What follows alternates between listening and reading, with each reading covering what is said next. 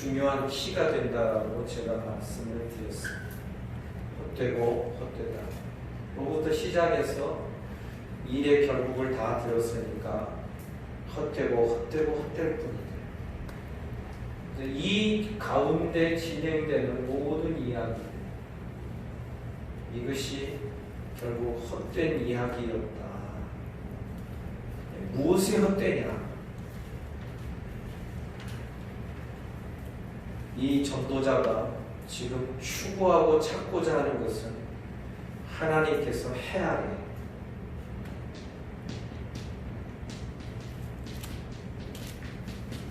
혹은 하늘 아래,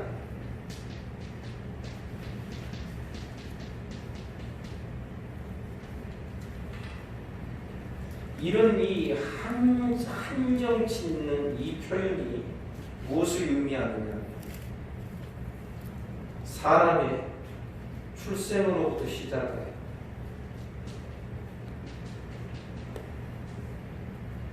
이 죽음, 이것을 끝으로 보고 이 가운데 진행되고 일어나는 모든 일에 대한 의미와 수고를 찾으려고 하고 그 유익을 찾으려고 하는 것이 이 전도자의 지금 마음인 것입니다. 중간중간에 그런 이야기도 나왔습니다만 내가 없기 때문에 가진 사람을 비난하고 저거 다 헛되다라고 말하는 그게 아니었던 것이죠. 전도자는 지혜에 있어서도 아주 큰 지혜를 가졌고, 재물에 있어서도 큰 재물을 가졌고, 사업도 크게 해보았고, 재물도 그 모든 그 소유도 많이 크게 늘려보고, 그리고 전도서의 표현을 빌리자면 남에게 없는 머릿속에 있는 또 다른 지혜의 눈이 열려있는 이런 사람이었구나 하는 것을 우리가 지난 시간이 한 달 전이니까 우리가 한번 생각을 해보았었습니다. 그런데 우리가 깜짝 놀랄 일은 이 과정을 하나님이 주관하신다. 그렇게 우리가 믿음으로 생각을 해도 결국은 여기서 여기까지의 모든 인생이 1장 2절부터 시작해서 12장 8절까지의 헛되고 헛되다라고 이 유실론적 허무주의가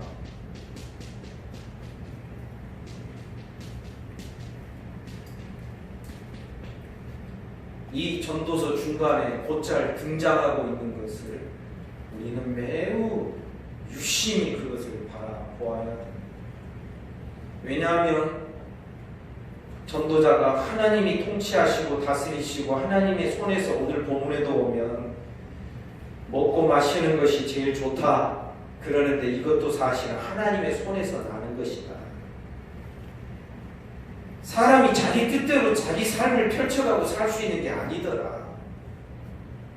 하나님의 통치를 이야기하고 하나님이 이 세상을 다스리신다는 사실을 인정을 하는데도 허무주의에 빠질 수 있다고 하는 이 사실을 우리가 그냥 가볍게 생각해서는 안 된다는 거죠.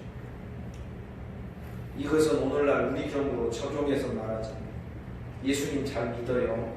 교회도 잘 나와요. 어려서부터 모태신앙이기도 해요. 좋아요. 다. 그런데 신앙생활에 재미가 없어요. 하나님 안 믿는 거 아니에요. 그런데 하나님 믿고 하나님과 동행하며 사는 그 즐거움과 기쁨들을 경험할 수가 없어요. 이 하나님 허무주의에 빠져있는 현대 그리스도인들이 얼마나 많은지. 놀랍게도 제 기억으로는 2차 세계대전 전부터 시작하여 그 다음에 그 이후까지 서구 사회를 강타했던 그 사조가 사조가 있습니다. 실존주의 철학자들 아시죠? 소설가 중에서 까미가 있고 그 다음에 사르트르 뭐 이런 사람들이 있는데 여러분 이들이 하나님 안 믿는 거 아니에요. 하나님 믿어요. 하나님 인정해요. 창조주 인정해요. 오늘날 우리 사회에 보면은 절에는 안 가도 나는 불교다 하는 그 사람들처럼 그런 사람들이 서구에는 아주 즐비하게 있었단 말이죠. 그런데 실존주의가 나중에는 허무함을 노래하기 시작해요. 사람의 고통의 문제를 그 고난의 고통의 문제를 막 이야기해요. 그래서 사람은 이와 같다 한 장면을 제가 소개해드리면 실존주의 그 철학자가 이야기합니다. 그리스 로마 신화에 보면 이 신의 세계에 있는 불을 훔쳐다가 인간 세계에 그 불을 주었다는 그 전달해 주었다라는 그 죄 때문에 벌을 받은 사람이 있습니다. 그 사람 이름이 프로메테우스인데 이 프로메테우스가 이 실존주의의 그들이 말하는 그 이야기에 하나의 동화처럼 이렇게 이야기되고 있죠. 높은 산이 있어요. 제우스 신이 이 프로메테우스에게 벌을 내렸어요. 네가 이 돌을 저 산 꼭대기까지만 올리면 너의 벌을 면해주겠다. 다 용서해주겠다. 그런데 이 돌을 굴리고 올라가는데 한쪽에서는 큰 독수리가 이 사람의 프로메테우스의 간을 막 쪼아먹는 거예요. 여기를. 그런데 이 간은 이 쪼아먹히는 것과 동시에 세상이 막 계속 동시에 막 돋는 거예요. 그러니까 뭐예요? 죽진 않는 거예요. 그럼 뭘만 계속 느껴요? 고통만 계속 느끼는 것이 인생의 모습이다. 그런 식으로 인간의 모습을 그렇게 허무적으로 노래하고 이야기하는 부분들이 많이 있는 것이죠. 그래서 전후 세계에 2차 대전 이후에 히피족도 생겼다. 아시죠? 히피족. 그리고 자연으로 돌아가자. 자연주의 운동이 막 벌어지는 거예요. 왜? 사람 자체 안에서는 사람의 인생의 의미를 깨닫고 찾을 수가 없기 때문에. 그래서 전도자는 오늘날 우리가 할 수 있는 인생의 의미가 무엇인가 하는 것을 찾는데 1장 3절에 보면 해 아래서 수고하는 모든 수고가 사람에게 무엇이 유익할 것인가. 이 해 아래서 수고합니다. 사람들의 인생에 살아가는 모든 모습이 원문에 의하면 이 수고에는 고통이라는 의미가 또 함께 동반되어 있습니다. 사람이 수고하는 모든 수고가 수월하게 진행되는 게 아니라 이 고통을 동반하는 이 수고인데 고통을 느껴가면서 괴로워해가면서 힘들어하면서 수고하는 이유가 무엇을 위한 것인가? 이 모든 수고가 사람에게 무엇이 유익한가? 지금 전도자는 그것을 지금 찾고 시험적으로 구하고 있는 것입니다. 제일 먼저 전도자가 인생의 의미를 깨닫기 위하여서 눈을 돌리는 곳이 자연계였습니다. 그래서 4절에서 그 모티브를 딱 얻습니다. 한 세대는 가고 한 세대는 오되 인간의 세대는 자꾸 바뀐다는 것이죠. 그러나 보면 땅은 영원히 있도다. 사실 우리가 가지고 있는 신약의 계시록까지 가지고 있는 관점에서 보면 땅도 영원히 있는 것이 아닌데 인간은 자꾸 몇십 년에 살다 죽다 세대가 계속 반복되니까 변화가 있으니까 사람에게서 인생의 의미를 찾을 수는 없겠다. 사람보다도 더 영어로 말하면 롱런한 더 영원히 존재하는 그런 것에서 한번 추적을 하고 찾아보자. 사람은 세대가 바뀌면 사라지고 없어지지만 땅은 영원히 있으니 자연계에서 한번 그 의미를 찾아보자. 인생의 의미를. 그 단서를 자연계에서 찾고 있는 것이죠. 그러면서 5절에는 해가 뜨고 해가 지게 그 떴던 곳으로 빨리 돌아가고 바람은 남으로 불다가 북으로 돌아가고 해가 뜨고 지는 것, 바람이 부는 것, 이리 돌아 저리 돌아 바람은 결국 그 불던 곳으로 돌아가고 7절 강물은 다 바다에 흐르지만 바다를 영원히 채우지도 못하고 강물은 무언가를 계속 채워 넣을 것처럼 계속 흘러가기만 하고 있다.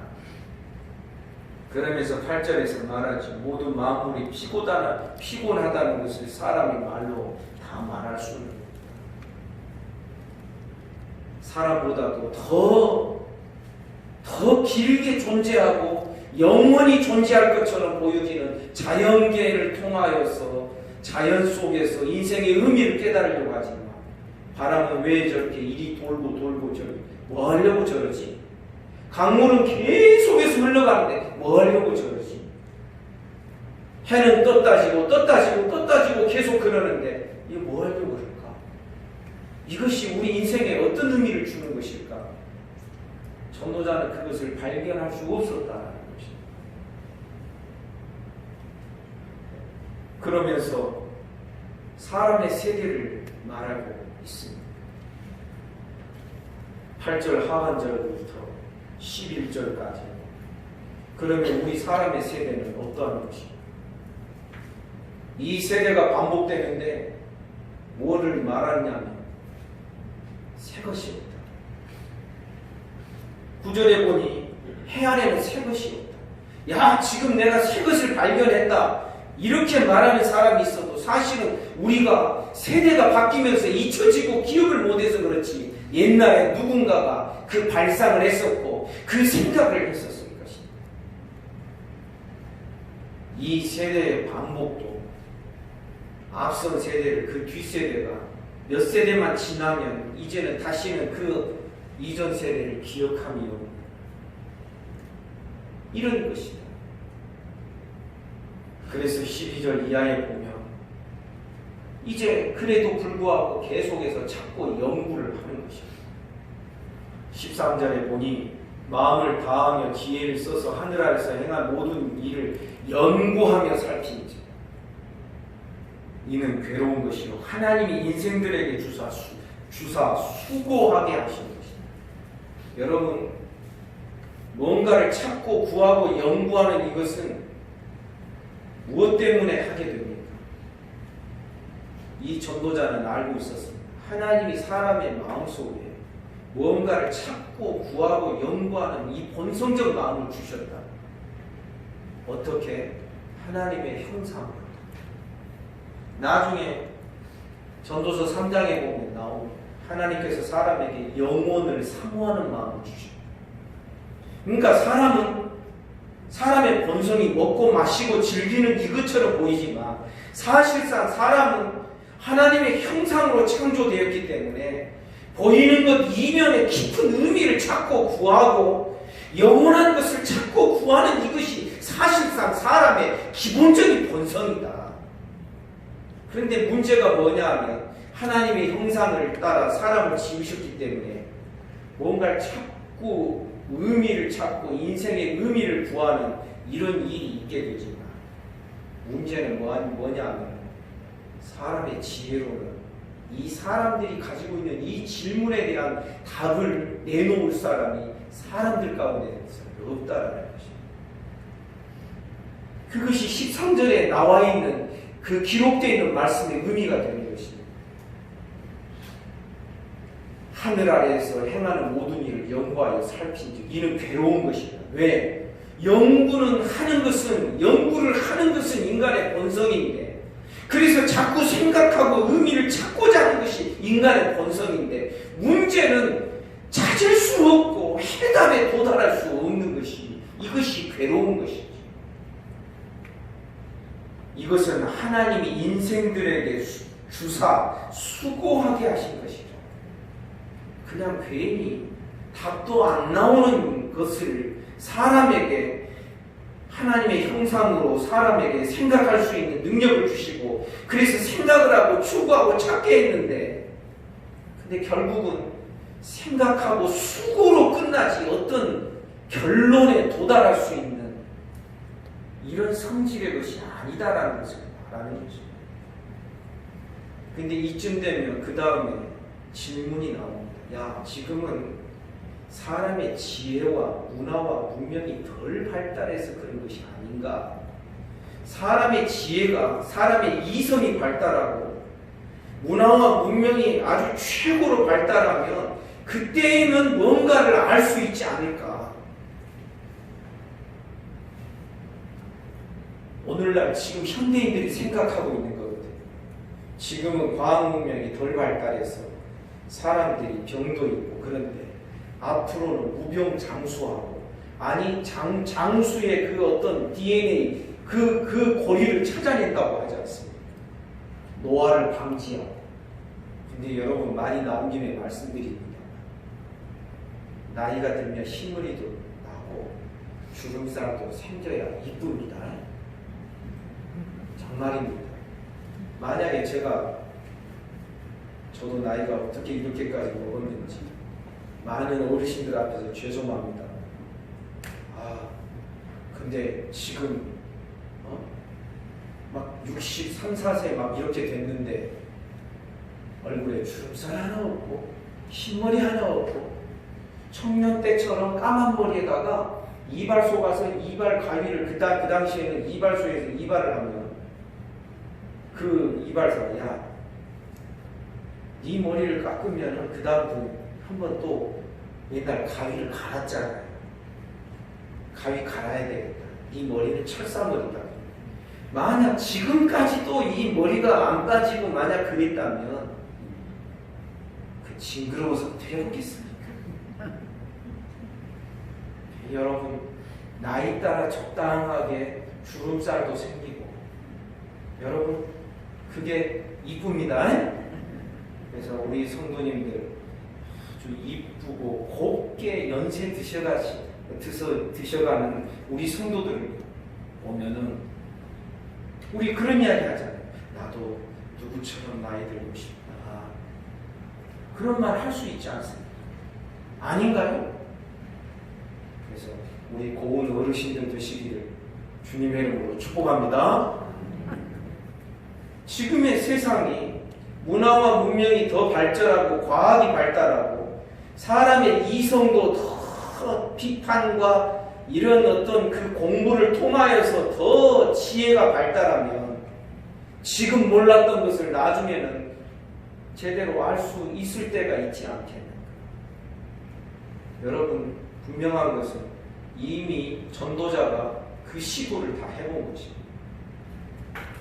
16절에 보면 내가 내 마음속으로 말하여 이르기를 내가 크게 되고 지혜를 더 많이 얻었습니다.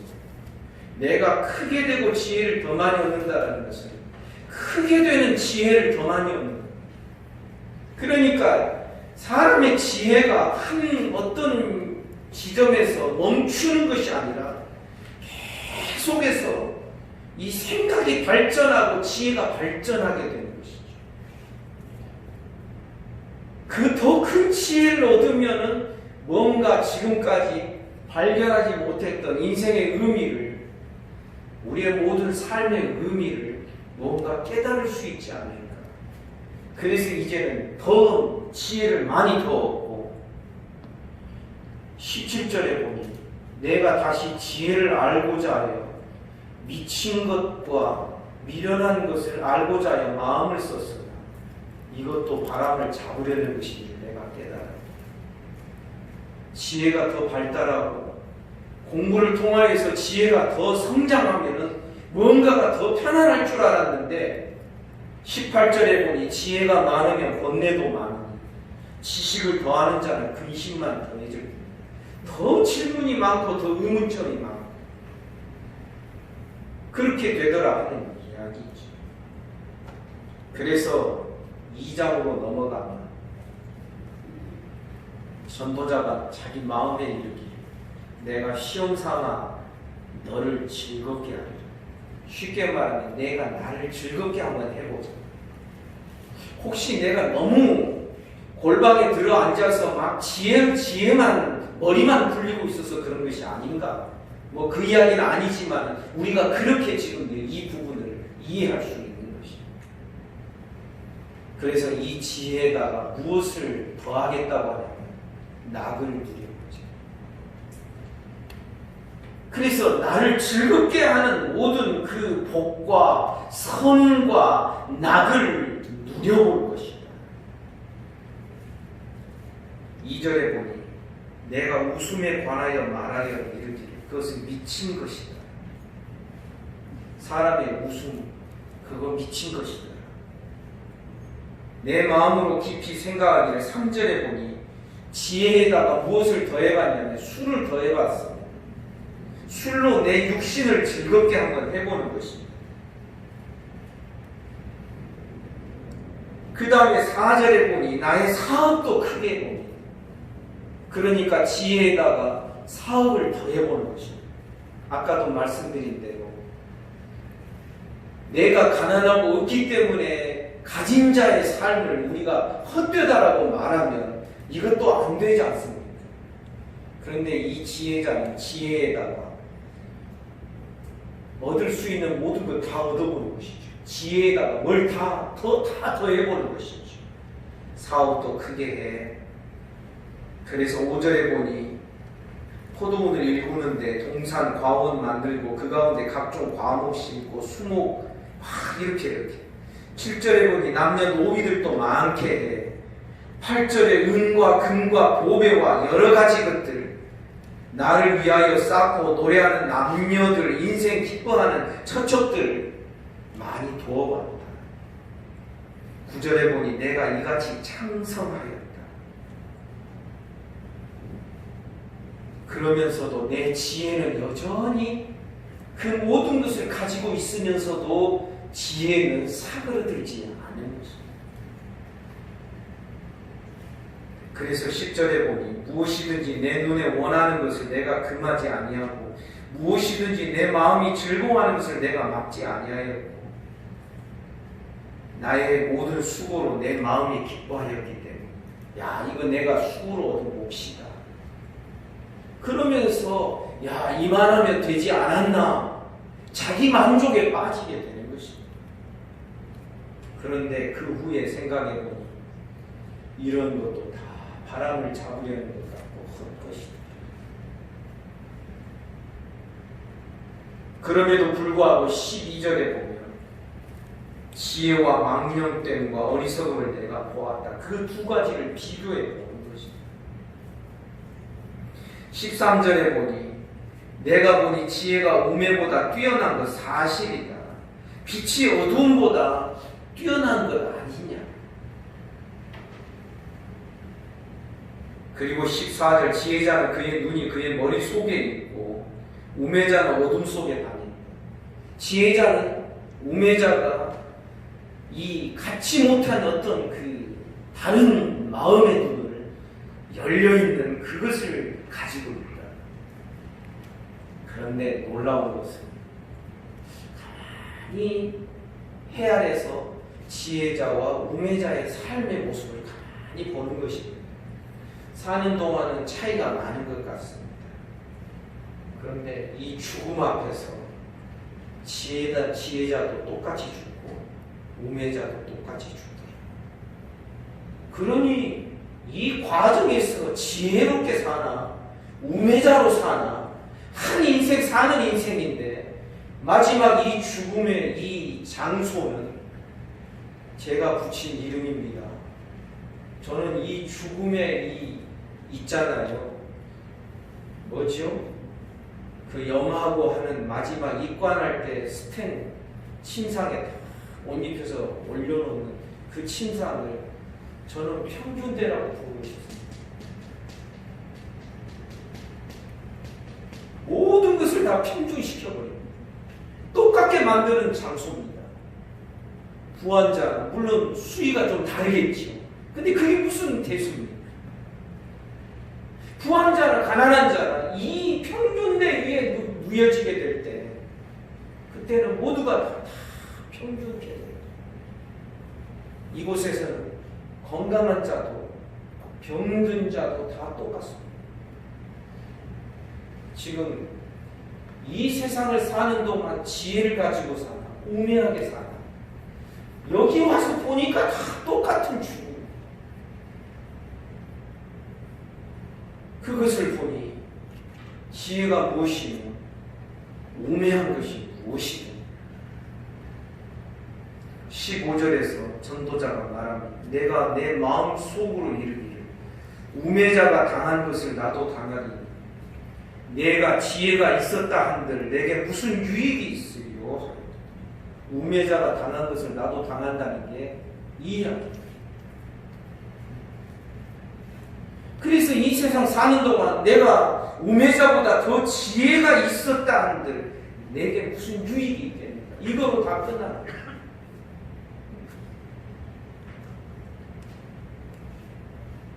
그래서 전도자는 말합니다. 내가 내 마음속으로 이르길 이것도 헛되고 16절 지혜자도 우매자와 함께 영원하도록 기억함을 얻지 못하나. 우매자도 쉽게 잊혀지지만 지혜자도 세대가 몇 세대 지나가면 다 잊어버립니다. 여러분 할아버지 기억나십니까? 여러분들의 할아버지 나시는 분도 있겠죠. 꽤 오래 같이 계셨던. 근데 여러분 거의 대부분은요 손자가 할아버지 기억하고 오래도록 기억하는 그 손자가 거의 없어요. 저도 제 할아버지 기억이 전혀 없습니다. 물론 어릴 때 돌아가셨으니까. 할머니 기억은 조금 있습니다. 제가 중학교 1학년 때 부산에서 중학교 다닐 때 그때 돌아가셨어요. 그때 학교를 이틀 3일 안 간 그 기억이 아직 남아있어요. 여러분 손자와 할아버지가 몇 대입니까? 할아버지가 아버지, 아버지가 손자. 겨우 건너 2대, 3대입니다. 3세대 만에 잊혀지는 겁니다. 그래서 저는 그렇게 생각합니다. 우리가 안 믿는 자들처럼 제사를 드리지는 않습니다. 손자들에게, 손주들에게 역사성은 이야기해 줄 필요는 이것은 이제 좀 각 가정마다 자기 지혜를 가지고서 조금 시도를 해볼 일이라고 저는 생각합니다. 그런데 그렇다 할지라도 그것이 5대를 가겠습니까? 10대를 가겠습니까? 결국 지혜자나 우매자나 죽음이 다 이 지혜와 우매함을 평균시켜버리는 똑같은 죽음. 그러니까 17절에서 전도자가 말합니다. 내가 사는 것을 미워하여 이는 해 아래서 하는 일이 내게 괴로우며 모두 다 헛되어 바람을 잡으려는 것이기 때문에. 지혜를 가지고 살면 편안하게 사느냐? 아니죠. 지혜가 많으면 번뇌가 많다고 그랬죠. 그러면 무엇 때문에 지혜를 가지고 이 세상 한 세상 살아가는 동안에 번뇌하면서 고통하면서 괴로워하면서 수고하면서 남들보다도 더 열심히 살 이유가 뭐가 있는가? 똑같이 죽음을 맞이하게 될 것입니다. 더군다나 오늘 본문 18절에 보면 내가 해 아래에서 내가 한 모든 수고를 미워하여. 내가 한 모든 수고가 뭐 수고하면 그것으로 다 족하냐? 그게 아니다. 내가 내 그 모든 수고로 얻은 것들을 다 미워하는데 이는 내 뒤를 이을 자에게 남겨주게 됩니다. 내 뒤를 이을 자는 수고도 하지 아니하고 그것을 얻는다. 근데 여러분 아시기를 바랍니다. 하나님이 아담에게 분명히 말씀하셨습니다. 네가 수고하고 땀을 흘려야 먹고 마시게 되는 것입니다. 사람은 수고해서 자기 수고를 얻어야 됩니다. 이것이 하나님께서 정하여 주신 인생의 모습입니다. 그런데 수고하지 않고 얻게 되는 이것이 뭐라고 말하느냐? 21절에 보면 큰 악이로다.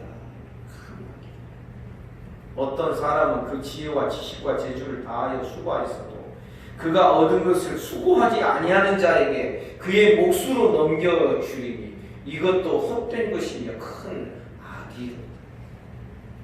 여러분, 수고하지 않고 자녀가 부모의 것을 그냥 얻게 되면 이것이 큰 악이 된다라는 것을 전도자가 말하고 있는 것입니다. 그러니 해 아래서 살아가는 한 세상 살아가는 이 전도자가 수고 많이 하고 지혜도 가지고 재산도 사업도 크게 하고 재산도 많고 온갖 즐거움과 쾌락 다 누릴 것 누리면서도 그러면서도 미련해지지 않냐고 지혜는 지혜대로 여전히 굳건하게 남아있는. 그런데 아는 것입니다. 자기가 죽으면 그 다음에 이 모든 것이 남의 것이 되는데, 비록 내 아들이나 내 자식 것이 된다 할지라도 그 자녀가 수고하지 않고 얻은 것이라면 그것이 그 자녀의 삶에 큰 악한 것이 됩니다.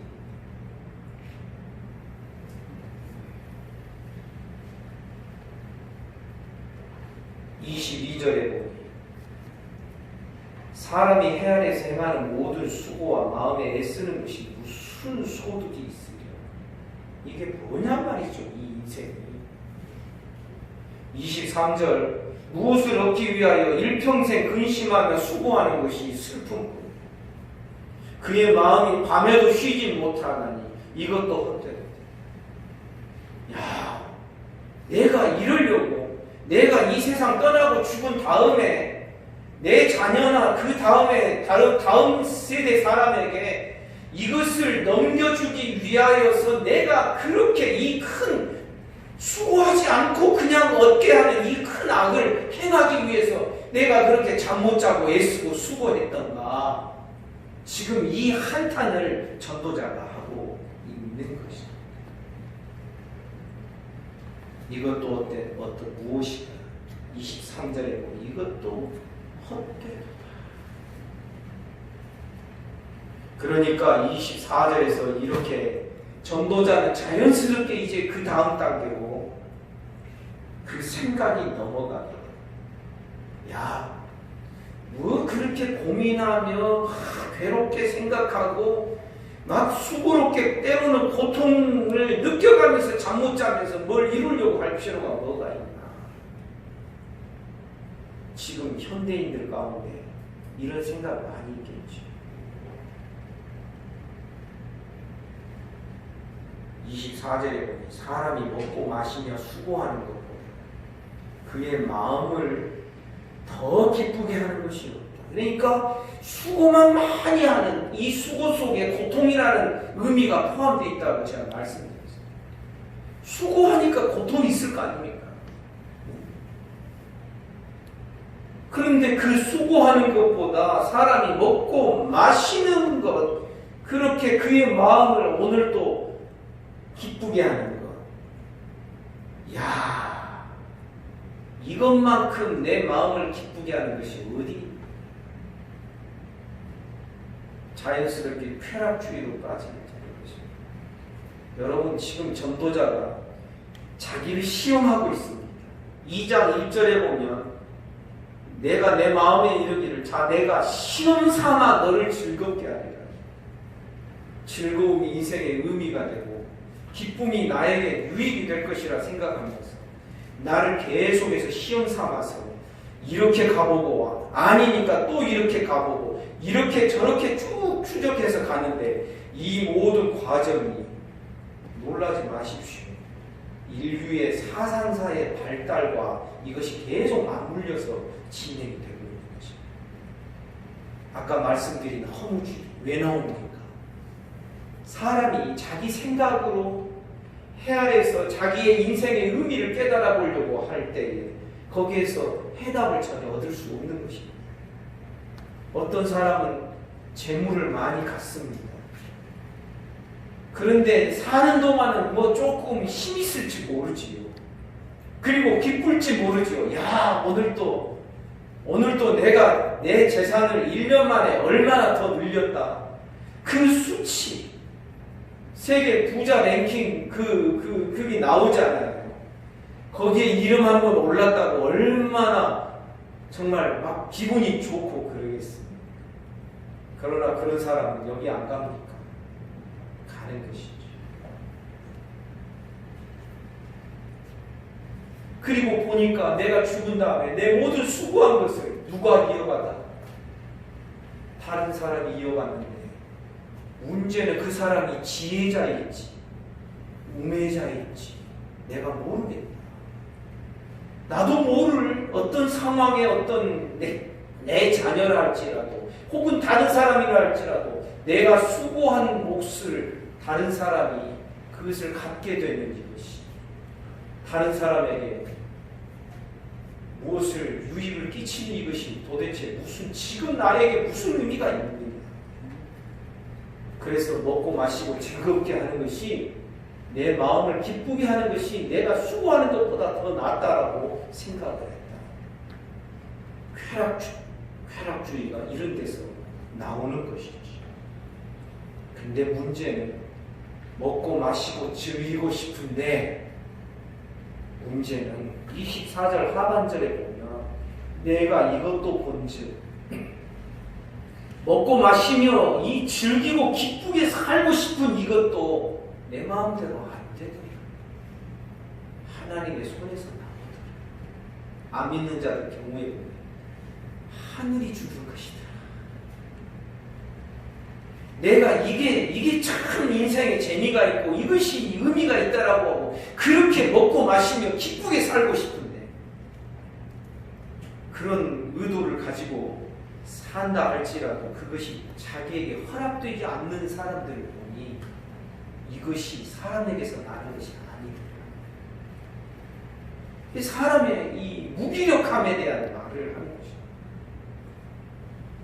내가 원해서 이것이다라고 생각하고 그것을 찾고 구하는데 나에게는 그것이 허락이 되어 있지 않는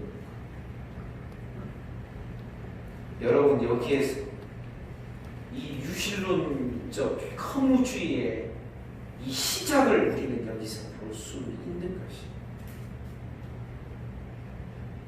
25절에 보니 먹고 즐기는 일을 누가 나보다 더 해보았어요. 이 전도자 솔로몬이라고 생각을 해요. 솔로몬보다 소유가 많았던 자가 어디? 솔로몬보다 지혜가 많았던 자가 솔로몬 이후에 예수님 외에 누가 더 지혜 있는 자가 어디 있어요?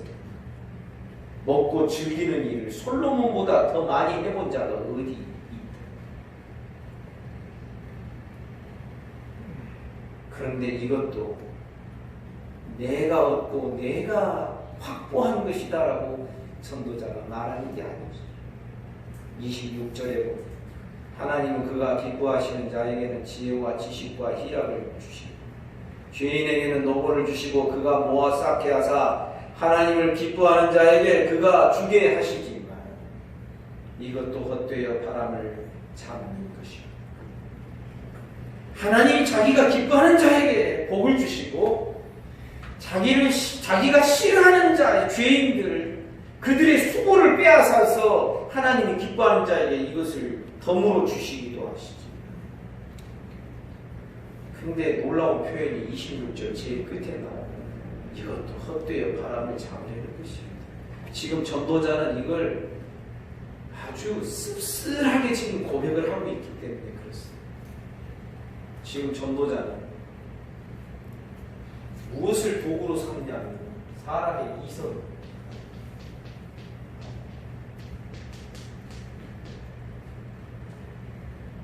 이성, 사람의 그 생각, 지혜, 이게 이제 오늘 나오는 지혜죠.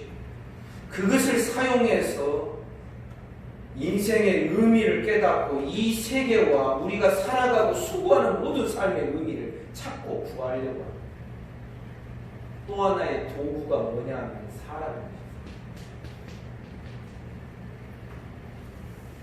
제가 볼 때 이것이 철저하게 지금 현대 철학과 현대 모든 사상의 중심과 핵심을 이루고 있습니다. 자기가 찾는 것이죠. 무엇으로? 자기 지혜로. 사람이 찾지요. 무엇으로? 사람의 지혜로. 사람이 생각하고 사고할 수 있는 능력을 하나님이 주셨음에도 불구하고 그 지혜를 가지고 그 생각의 능력을 가지고 사람은 자기 인생의 의미를 찾아가는데 여기에 이제 누가 개입되어 있다고 생각하면 하나님.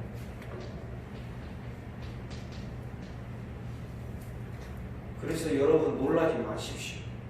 실존주의 철학자들은요, 하나님이 이 세상을 다스리고 통치하고 세상을 섭리하신다는 것을 비웃습니다.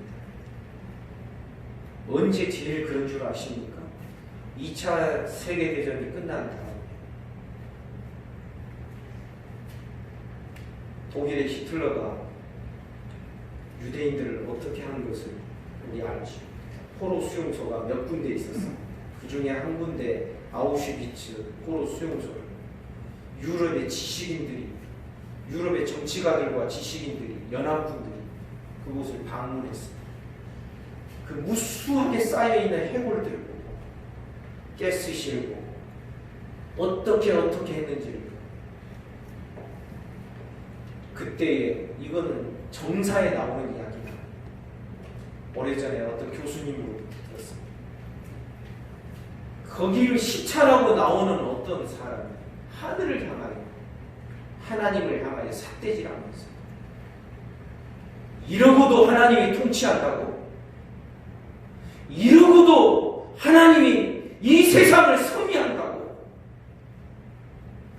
삿대질을 하면서 하나님을 향하여 욕설을 퍼붓고 저주를 퍼부었다는 이야기를 제가 들었습니다. 저는 그때 없었으니까 확인할 길은 없지만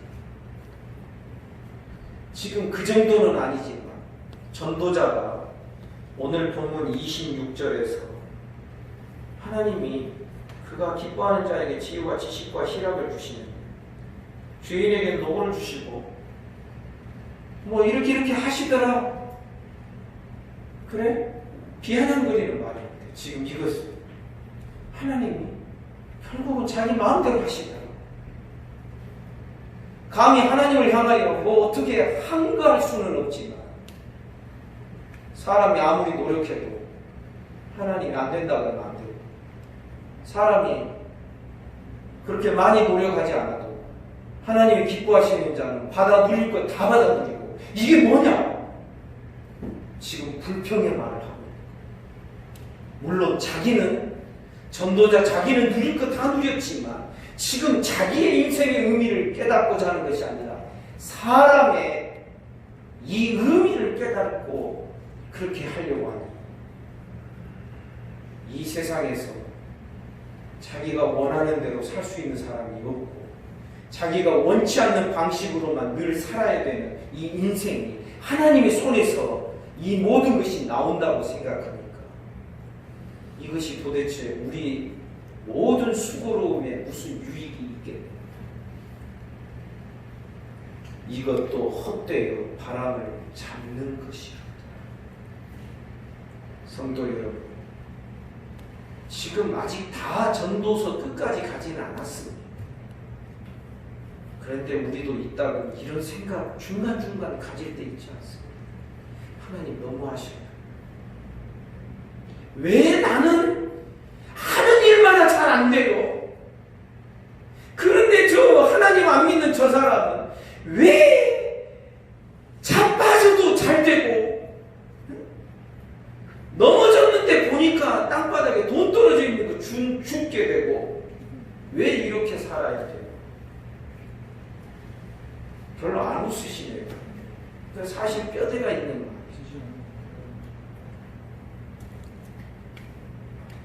우리 딸은 그렇게 우리의 삶을 돌아보면서 억울해하고 아까워하고 그러면서 넌지시 하나님을 향하여 불평하는 그런 생각을 우리가 가진 적이 없고 만약 이 상태가 이런 태도가 해결이 되지 않는다면 우리는 어디에 빠져요? 하나님을 믿는다 하면서도 결국은 이 하나님을 인정하는 유실론적 허무주의함 속에 빠질 수밖에 없는 오히려 절망감을 느끼잖아요. 왜? 사람이 아무리 뭐라고 해도 하나님이 안 된다고 하면 안 되는 것이고, 이러면 우리는 도대체 뭐야? 사람은 뭐야? 지금 인생의 의미를 찾으려고 하는데 인생의 의미가 어디 있어? 다 하나님 손에서 나오고, 하나님이 자기 마음대로 자기가 기뻐하는 자에게 주고, 하나님이 미워하시는 자에게는 안 주고. 그렇다면 우리가 이 땅에서 수고롭게 살아가고 열심으로 살고자 하는 그 모든 삶의 의미가 도대체 무슨 의미가 있다는 말이에요. 이런 불평의 마음을 가지고 2장 마지막 부분이 마무리되게 되는 것입니다. 사랑하는 여러분, 우리가 하나님을 믿더라도 자기 방식대로 믿는 자가 있어요.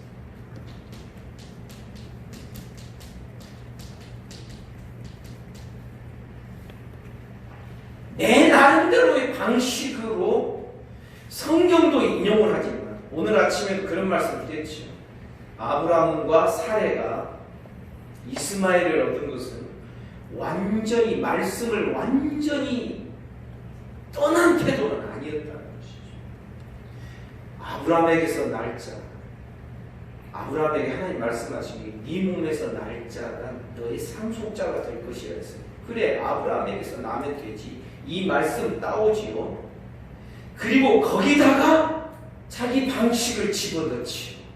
아, 이거다 해서 사레의 몸종이 애굽 여인 하갈을 통하여서 이스마엘을 얻는 것이죠. 그래서 이스마엘은 사실은 짬뽕이죠. 순수한 하나님의 말씀과 뜻으로만 된 것이 아니라 하나님의 말씀이 부분적으로 따오어지게 됩니다. 그걸 부분적으로 가져다가 인간의 생각을 집어넣은 것이 이스마엘입니다. 이것을 가리켜서 갈라디아서 4장에서는 이것이 육체에 속한 것이다, 육신의 것이다, 그렇게 말씀하고 있다는 것이죠. 그래서 자기 방식대로 하나님도 믿고 말씀도 뭐 이렇게 하는데 결국 자기 방식의 이 틀을 벗어나지 못하게 돼요. 결국은 나중에 어떻게 돼요? 이스마엘이 이삭을 핍박하잖아요. 이것을 갈라디아 4장에서는 뭐라고 해요? 지금도 육체를 따라 난 자가 성령을 따라 난 자를 핍박하는 도다. 여러분, 우리 기억해야 됩니다. 왜 우리가 하나님의 말씀의 정도라고 표현해요? 하늘에 길이 없지만 길이 있잖아요. 운행하는 사람, 비행사들은 길이 있어요. 바다에 길이 없지만은 배를 운항하는 사람에게 길이 보이는 것이죠. 우리의 삶에도 다 똑같은 길을 가는 것 같지만 우리는 다른 길을 가는 것이죠. 그 길을 무엇으로 하나님이 보이셨다? 하나님 말씀으로 보이신 줄 믿습니다. 그러나 오늘은 여기까지만 하고, 첫 시간에 제가 약속하고 말씀드렸던데 전도서 제일 마지막 결론 부분을 다 같이 함께 읽고 오늘 시간 마치겠습니다. 12장, 13절, 14절